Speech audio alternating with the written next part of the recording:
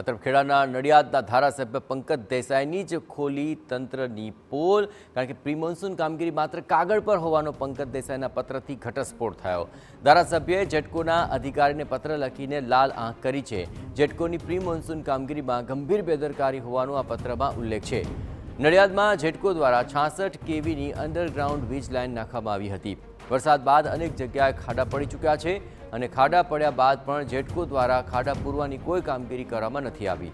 ધારાસભ્યએ કામગીરી તાત્કાલિક પૂર્ણ કરીને અહેવાલ સોંપવા માટે કહ્યું છે। અકસ્માત સર્જાશે તો જવાબદારી એજન્સીની રહેશે તેવું પણ તેમણે જણાવ્યું।